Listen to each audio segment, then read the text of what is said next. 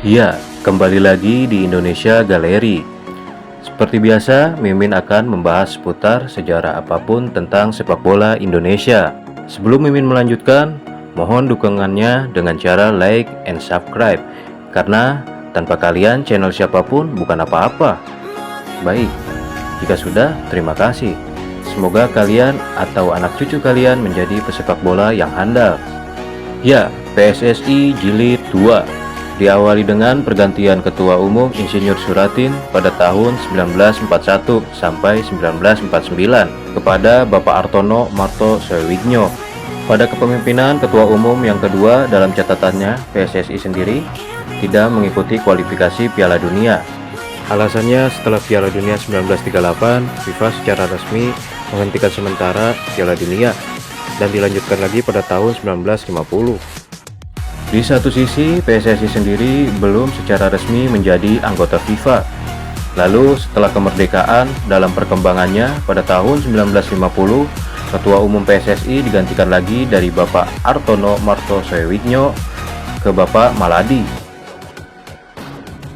Beliau sendiri adalah mantan seorang kiper hebat di timnas Indonesia saat itu.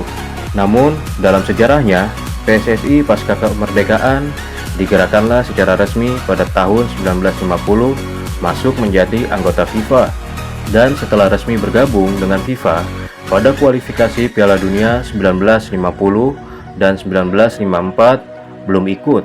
Namun ketika tahun 1958 di kualifikasi Piala Dunia, Indonesia berpartisipasi.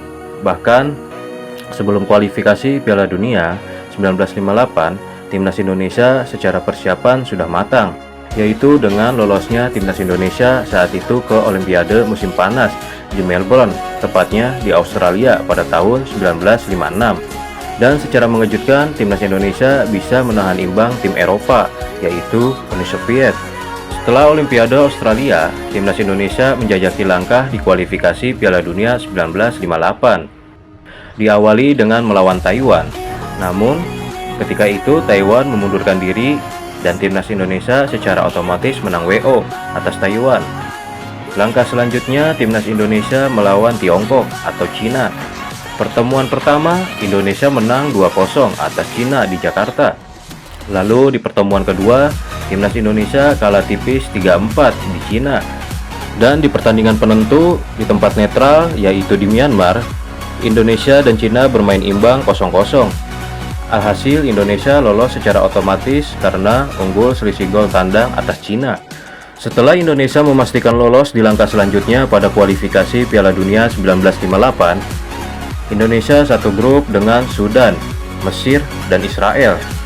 Namun sayangnya, Indonesia harus mundur dari kualifikasi Piala Dunia 1958 karena tidak ingin bermain tandang ke Israel.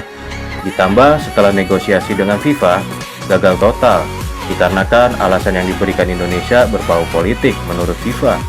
Dan setelah kualifikasi Piala Dunia 1958, Indonesia memutuskan untuk fokus terlebih dahulu membangun sepak bola di dalam negeri. Ya, karena kondisi negara yang belum stabil setelah merdeka dari Belanda.